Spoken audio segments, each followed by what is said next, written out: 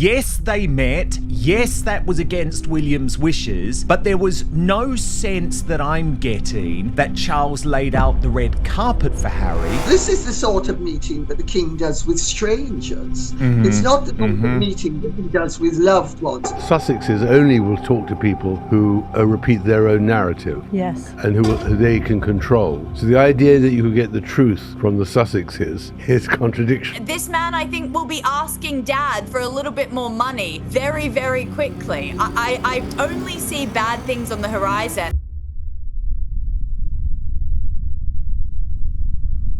Meghan Markle breaks her agreement with King Charles and Buckingham Palace to leak to her friends at People magazine less than a week after that promised meeting with Charles and Queen Camilla. Tom Bower has never once softened a blow in his life. And this week he reached for the single ugliest word in the whole royal dictionary and pinned it straight onto Prince Harry. Poison. Not a disappointment, not a difficult son. Poison for the monarchy. And the reason that word landed so hard is what happened in the days just before he said it. Because King Charles had just done the one thing everybody swore he would never do. They run out of ideas. They can't do any more work for Netflix or Spotify or any of the main streamers. And their finances are basically in jeopardy over the long term. He opened the gates of Highgrove, his own private house, and for the first time in nearly 4 years, he sat down with Harry, with Meghan, and with the 2 grandchildren he had barely been allowed to see. We get to Rob Shooting's new reporting over Prince William's reaction to that. He also alleges that King Charles is even shocked. Well, I'm not sure how shocked King Charles is, to be honest, given he's made this offer for Prince Harry to stay at Buckingham Palace. I think these days Charles just ignores what Harry is doing because he doesn't want to know the reality of quite how low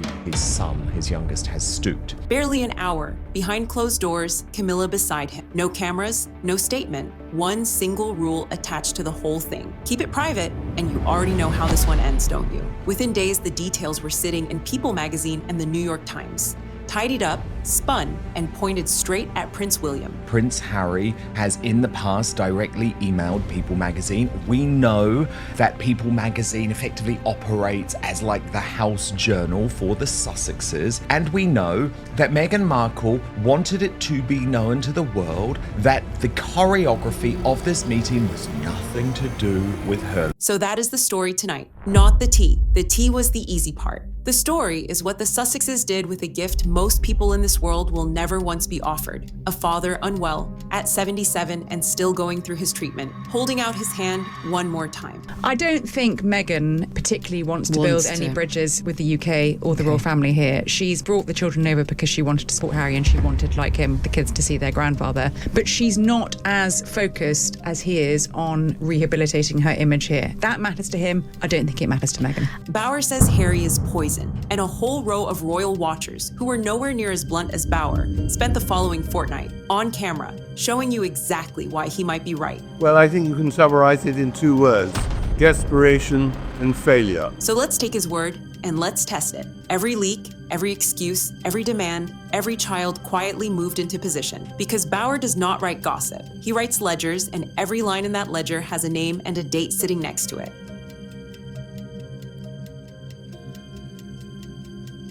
They're against it. They've been hugely damaged by the Sussexes. They're in no mood to forgive the Sussexes for all the lies they spewed out about them. Let me set the scene properly, because the size of the gift is the whole point. This is a king who has spent this year a poorly man, quietly getting on with his treatment while still running the entire show. This is a grandfather who had not laid eyes on Archie and Lilibet since the Platinum Jubilee back in June of 2022. 4 long years. And when the news finally broke that he had hosted them at Highgrove, even the reporters who cover this family for a living admitted they never saw it coming. King Charles asked them to keep their mouths shut, especially about their meeting. But a lot of people would be really upset if that did come to fruition in the UK specifically. I don't think taxpayers want to pay for the Harry and Meghan circus. No. And it's likely very frustrating for them to see that King Charles just met with them. Now here's the detail that tells you exactly who wanted this. GB News made a point of it. The information came from inside the palace,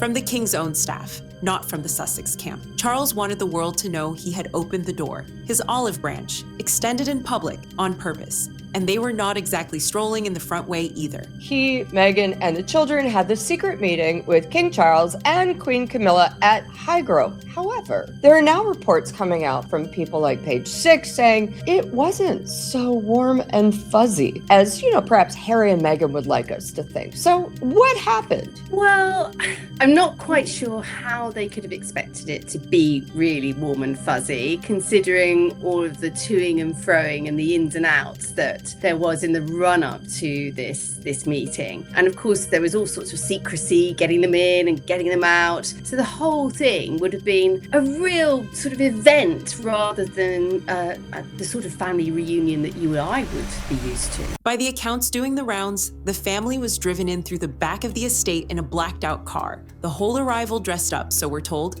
as a group popping in to look round the gardens. That is the level of secrecy we are talking about. A king smuggling his own son onto his own property.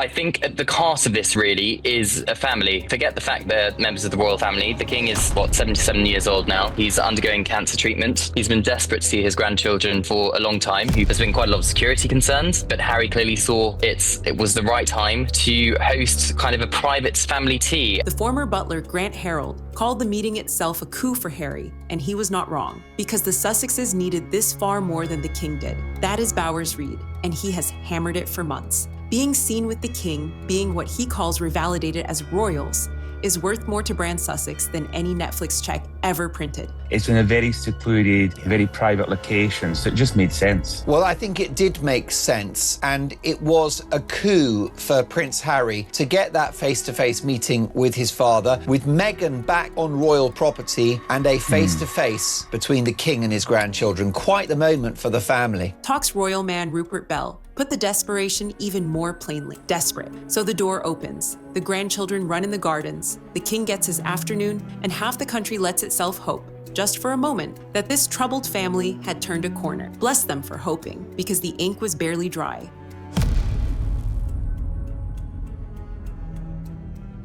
Harry is pretty unintelligent. He's very uneducated. His interests are very limited. Emotionally, he is more unstable than his father. And I don't think he is able to rationally work out his own position in this world. The one rule was privacy. Keep it in the family. And what happened next is the reason a man like Tom Bower can say poison and have half of Fleet Street quietly nodding along. Within days, there it was. A soft, sympathetic little version of the reunion, briefed out to People magazine and the New York Times, with Meghan cast as the wounded party, and the blame for the whole rift pointed neatly back at Prince William. She was humiliated, the story said, wounded, watching the public mess unfold around her poor that they cannot be trusted. You cannot do business with these people. Now, it's my understanding that King Charles was very clear about the ground rules for the Highgrove House gathering, which I'm told was barely an hour in length. And the rules were very clear. No photos, no publicity, no interviews. And you did not have to be a detective to notice that two of the biggest titles in America ran their sympathetic pieces in the very same week, pointing the same way, at the same brother. Convenient that.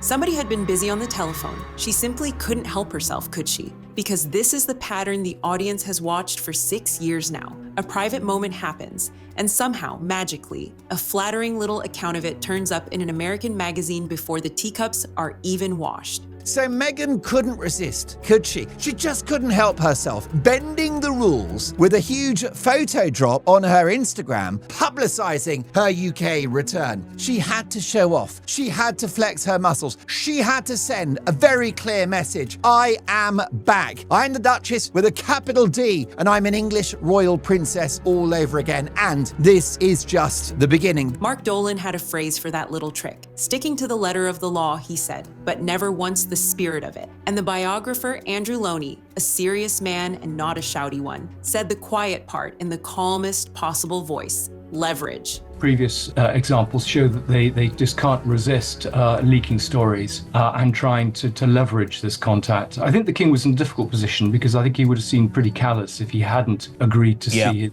grandchildren. So I think he did the sort of held the moral high ground, did the dignified thing, and if they choose to abuse that trust, it's not going to reflect very well on them. His word, not mine, and it is the one that matters. Nobody shared that afternoon, nobody treasured it. Somebody used it. The king hands you the most private hour of his year, and you turn it into a sympathetic headline and a fresh dig at your own brother. I think we've had enough of this sort of boy child, this man child.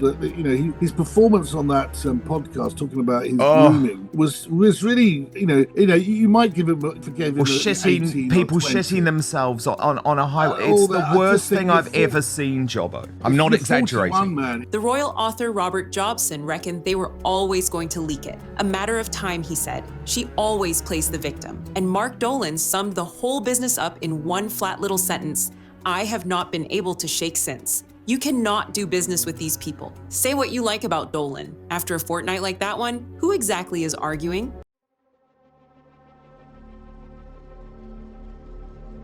I think she is a person who's done huge damage to the royal family, has been deeply, deeply inaccurate on many issues, and is of absolutely no value either to the royal family or society. But she just sucks from it, she takes from it and exploits it and profits from it. Now here's where it gets genuinely interesting, because the reunion did not just embarrass the Sussexes. It quietly knocked the legs out from under the one argument they have leaned on for years. For 6 years, we have been told that Harry cannot bring his family home because it simply is not safe. No police protection, too much danger, far too risky. That has been the wall every single conversation crashes into. And then Meghan walked into Britain with both children, spent her afternoon at Highgrove, and walked back out again. Nothing went wrong, no incident, no drama, not so much as a photograph. Harry does hard work for Meghan, yes, he does. He tries to please her. He wants to make her happy, but she's a woman who doesn't actually happy easily, if ever, because she always wants more and more. Nothing is good enough. The former royal butler, Grant Harrold, clocked it straight away. In and out, no bother at all. So what exactly was all that danger everyone kept shouting about?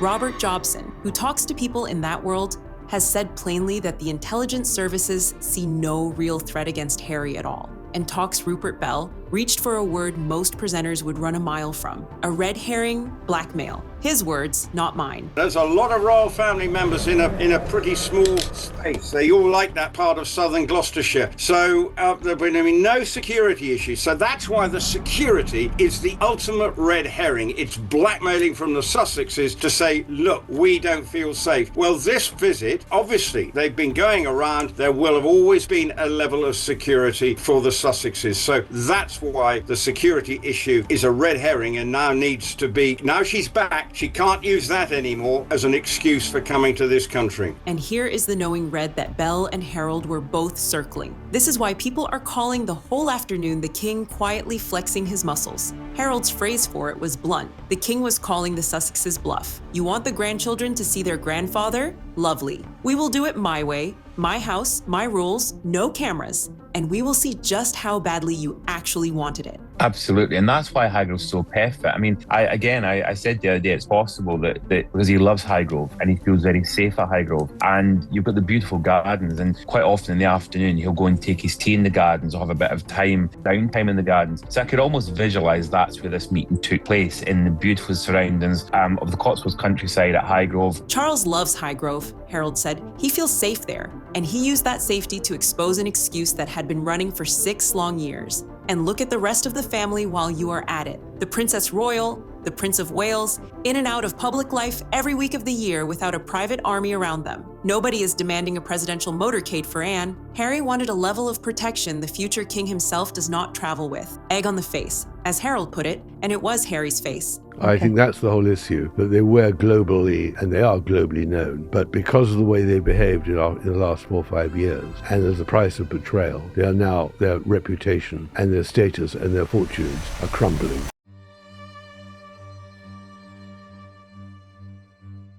Can we kick off with Prince Harry last night at this Time 100 event? So surely now, Jobbo, tell me if I'm wrong, but surely we now have proof that he can fly in and out of the UK, sight unseen, no paparazzi pictures, no security troubles whatsoever. So what's his issue?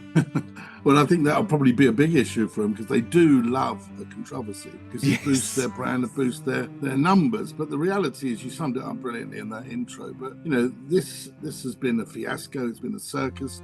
If the security story falling apart was the setup, this next part is where a great many people frankly lost their patience. Because according to the royal commentator Angela Levin, a woman who has covered this family for decades, the reunion did not simply happen. It came with terms, conditions, a shopping list. Can you believe it? A list. And Levin did not stop there. By her account, the demands stretched all the way to who was and was not allowed in the room. No Camilla. Picture the nerve of it. You have burned 6 years of bridges. You are being handed a reconciliation you badly need. Well, Meghan is furious because she hasn't done everything she wanted. When they knew they were going to come to the UK and London, she sent a list of what she wanted done for her at Buckingham Palace. Can you believe that? But they didn't go to a palace. They went to a home, and she didn't get what she wanted.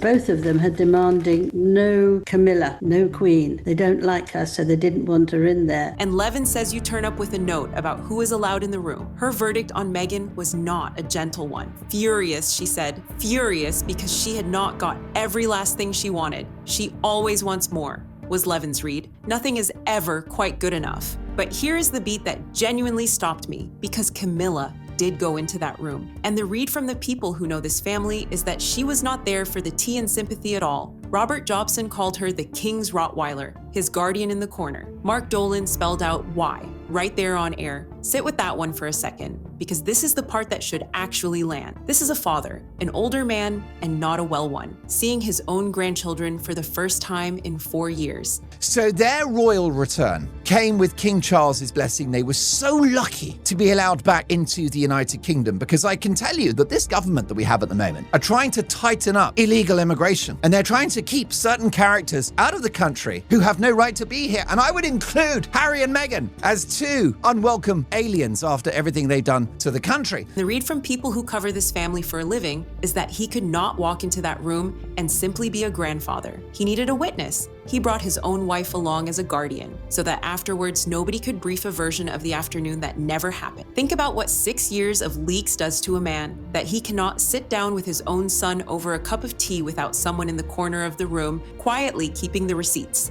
That is not a family reunion. That is a hostage negotiation with better china. And I'd be shocked if they were settled in the Sussex's favour. And whatever you make of Charles, he did not arrive at that caution by accident. Somebody taught this king to bring a witness to see his own grandchildren. I will let you decide who. Mark Dolan, for what it's worth, joked you would want to count the silverware on the way out. After the fortnight that followed, the joke did not feel all that far off.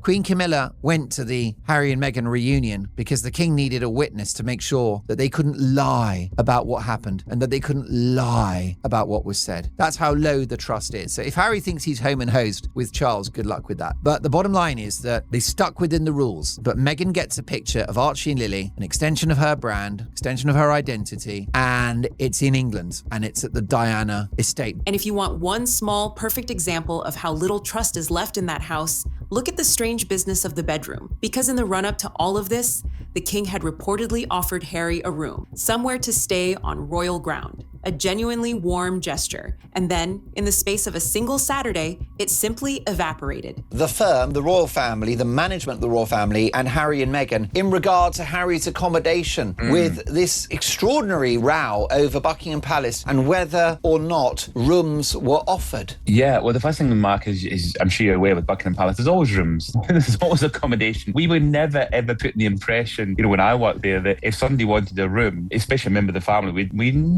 we're the ones that will give them the moment's notice. The Sunday Times royal editor Roya Nika laid out the sequence, and it is quite something. Read that back slowly. The room is offered. Harry turns it down in writing. Then, a few hours later, he changes his mind. And by the time he does, the door has already quietly clicked shut. Your time is up. You have missed the deadline. Now. For the last month, the king offered Harry a place to stay at Buckingham Palace. Which is nice. He's offered it before. It's been rejected for previous trips. He offered it again. The mood music, that all they got back from Harry was that he didn't want to do that. At the 11th hour last Saturday... Why didn't you want to do it? Wouldn't be secure enough. Buckingham Palace. Last Saturday, in writing, he rejected it. A few hours later, he changed his mind and accepted it, at which point the king and Buckingham Palace said, your time's up, you've missed the deadline, you haven't got it. Nika herself thought that was a touch petty. And in fairness, she has has a point that a father ought to be able to make room for his son, but look at what it really tells you. That house has been burned so many times that the moment Harry said no, they were not about to leave the offer hanging for him to weaponize later. And this is where even the calm, sensible voices stop being any comfort at all for the Sussexes.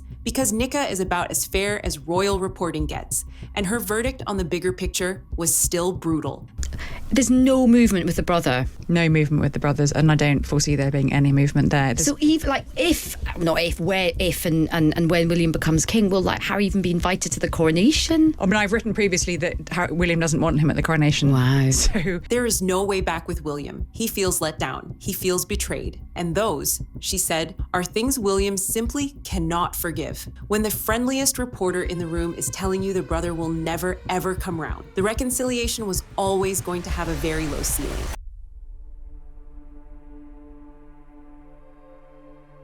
Most definitely. They are now leveraging the kids for clicks, for headlines, to boost their brand, and for money. Why else would you put your kids on Instagram? Now, I want to be careful here, because we are going to talk about the children. And on this channel, the children's well-being is off the table. Full stop. So I'll do this the honest way. I'll tell you what the commentators actually said, name by name, and let you make up your own mind. Because one phrase kept surfacing show after show, and it was not a gentle one. Sarah Louise Robertson, the editor at Digital Spy, put it like this: dangled like a carrot, her words. And she half caught herself even as she said it, admitting it sounded manipulative and then saying it anyway, because that is honestly how it looked to her from the outside. Meghan's astute. She's thinking, okay, plan A hasn't worked. I don't want to have to do it, but I'm going to have to try and swap to plan B. And plan B is we've got to curry favour again with the king, because we may one day need to call on his services. So we need to be back in the king's good books. Now, how do you do that? You have the gift of grandchildren, Mark.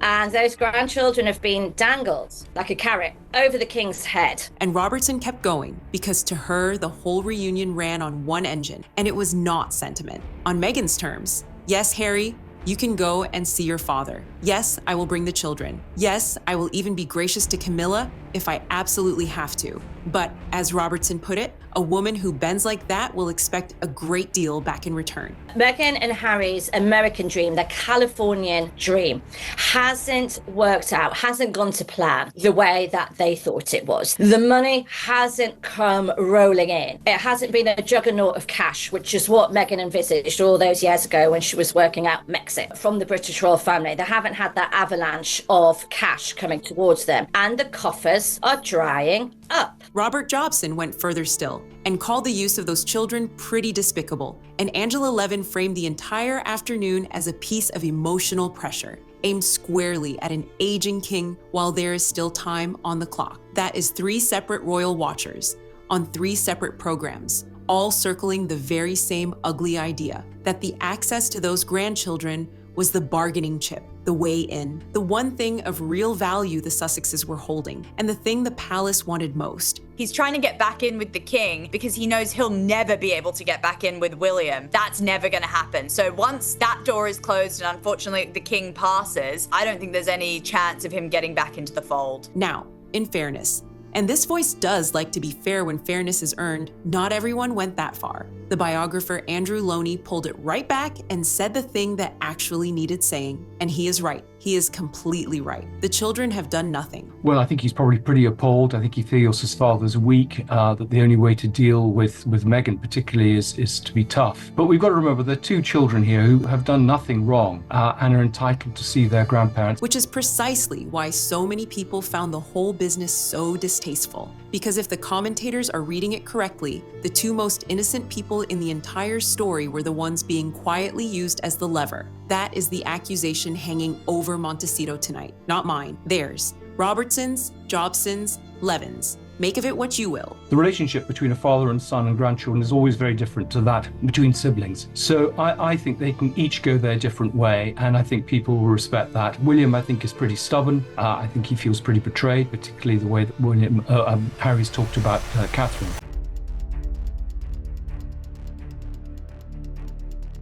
We knew this day was coming. We knew that he was going to want to leave and to have his life back. We knew that that freedom flight was nothing but a fraud of a flight that he was taking. And so now Harry has confirmed that, hey, I want to go back. And then, right at the end of it all, came the detail that told you the most. Not about the palace, about the marriage. Because that same fortnight, Prince Harry had the worst professional week of his life. He lost his big court case against the publishers of the Daily Mail comprehensively, and he lost it in public. And where was Meghan? Nowhere near him. She skipped the events. She skipped the launch she had been expected at. I don't really know what to say, but I think the sooner he goes back to Montecito, the better. But I don't think he's going to get a very good welcome there from his wife when she, wherever she is at the moment, because she'll be pretty angry about the verdict, won't she? She had, in short, no intention of being photographed standing next to the man half the papers were suddenly calling a loser. Rupert Bell read it stone cold, the last person in the world. And you can dress a marriage in as much Montecito sunshine as you please.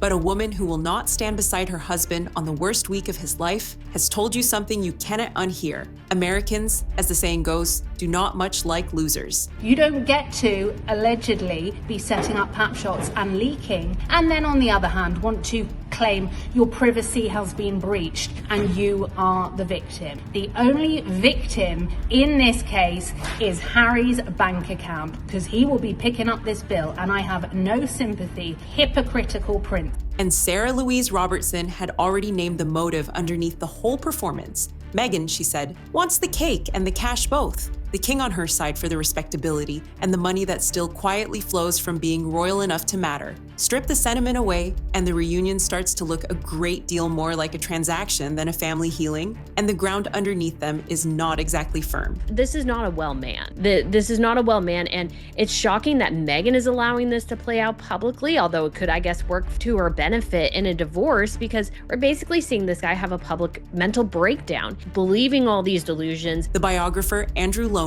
thinks they are running out of road in America and may soon be hunting for somewhere else to plant the brand, which is exactly why the Highgrove door mattered so much and why the way they treated it stings. So let's go back to where we started, to Bauer, and to that word, poison, because when he says it, he is not being theatrical. The man is famous for the simple fact that nobody ever takes him to court. They issue denials, they issue statements, they never go near a courtroom, and the lawyers in London know exactly why. This is a man who pines on about how unsafe he feels and how he needs the British taxpayer to pay for his security, but is very happy to reveal about his 25 Taliban killings in his book that he got a book deal for, and then very happy to jet over to Ukraine. So this is a man who clearly doesn't care about his safety. It's just about his victim complex. Bauer's verdict is that Harry ought to be the one coming to Britain, begging for forgiveness, not being handed private reunions on a silver plate. And here is the loop that is not closed yet. Because the whisper doing the rounds right now is a fresh invitation for September.